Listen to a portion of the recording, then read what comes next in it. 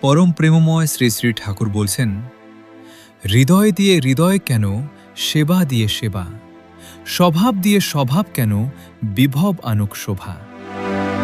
প্রিয় সৎসঙ্গী দাদা ও মায়েরা, এই পৃথিবীতে মানুষের সবচেয়ে বড় সম্পদ কি? ধন সম্পদ, ক্ষমতা, খ্যাতি? না, মানুষের সবচেয়ে বড় সম্পদ হল তার হৃদয়।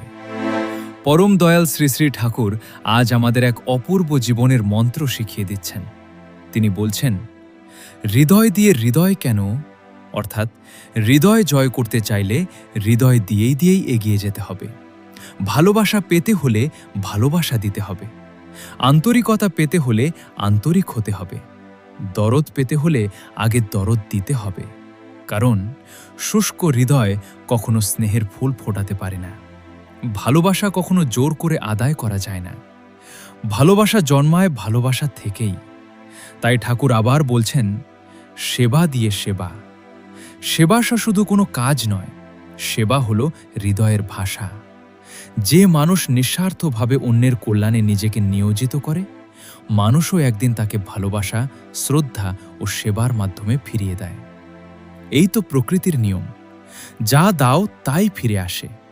প্রেম দিলে প্রেম আসে, সেবা দিলে সেবা আসে, শ্রদ্ধা দিলে শ্রদ্ধা ফিরে আসে। আর তাই ঠাকুর বলছেন, স্বভাব দিয়ে স্বভাব কেন? তোমার সুন্দর স্বভাব, তোমার নম্রতা, তোমার মাধুর্য, তোমার সততা অন্যের হৃদয়েও সেই সৌন্দর্যের জাগরণ ঘটাক।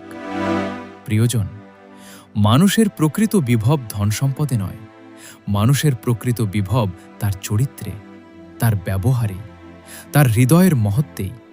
আর সেই বিভবই আনুক শোভা। নিজের জীবনে, পরিবারে, সমাজে এবং সমগ্র মানবতায়। অনুশ্রুতি গ্রন্থ শ্রী শ্রী ঠাকুর। জয় গুরু।